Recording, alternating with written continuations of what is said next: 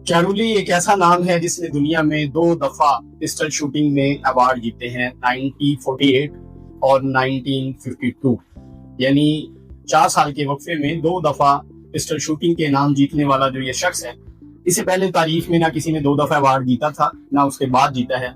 लेकिन इस अवार्ड जीतने की हिस्ट्री बिल्कुल अलग थलग है। जब आप इसको सुनेंगे तो आपके रोंगटे खड़े हो जाएंगे। एक बंदा जो हंगरी की फौज में एक सिपाही के तौर पे काम कर रहा था, उसको पिस्टल शूटिंग का बड़ा शौक था और उसने इसकी इतनी प्रैक्टिस की कि जब 1940 में ओलंपिक्स होनी थी तो उसने सोचा कि मैं उसका विनर हूंगा।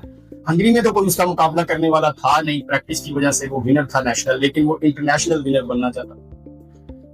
अब इतना टफ मुकाबला कि आप पूरी दुनिया में नंबर 1 हो जाए, ये सुनने में और कहने में बड़ा आसान है, लेकिन हकीकत इससे बिल्कुल मुख्तलिफ है और पैगाम भी बिल्कुल मुख्तलिफ है। ये मैं एंड पे बताऊंगा कि हमारा पैगाम क्या है, लेकिन फिलहाल जो चीज सोचने वाली बात है वो ये है कि कैरोली ने ये अवार्ड कैसे जीते। उसने प्रैक्टिस शुरू की और 1940 की ओलंपिक्स के लिए मुकम्मल तौर पे अपने आप को तैयार करने लगा, लेकिन 1938 में ही जंग छिड़ गई। उसके ख्वाब चकनाचूर हो गए। जब ओलंपिक्स ही नहीं होनी तो वो जीतेगा कैसे। जब वो 1939 में पहुंचा तो उसके हाथ में दस्ती बम चल गया। वो हाथ ही खत्म हो गया जिससे उसने सालों साल की प्रैक्टिस की थी। अब हम जैसा बंदा होता तो क्या करता, बेड पे लेटा लेटा मनूसियां मार रहा होता कि भैया हमसे नहीं होना, लेकिन उसने ऐसा नहीं किया। उसने अपने बाएं हाथ से प्रैक्टिस शुरू की, उस हाथ से जिससे वो अपना नाम भी नहीं लिख सकता। और ओलंपिक्स 40 की बजाय 44 में अनाउंस हुई, फिर जंग हो गई। अब हम जैसा बंदा होता हमने कहना था किस्मत ही मारी है, पाकिस्तानियों की तो किस्मत होती मारी है। तो ओलंपिक्स 40 में भी नहीं हुए, 44 में भी नहीं हुए, लेकिन उसने फिर भी हिम्मत नहीं हारी, अपनी प्रैक्टिस जारी रखी।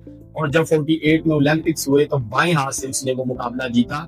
ना सिर्फ जीता बल्कि 1952 में दोबारा जीता और पूरी दुनिया में वो पहला बंदा था जिसने एक ही अवार्ड उस वक्त का जो पिस्टल शूटिंग का था वो 2 दफा जीता।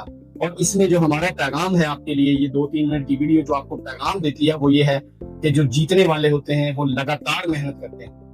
जो लोग अपनी हिम्मत हार के बैठ जाते हैं वो कामयाबी से बहुत पीछे रहते हैं।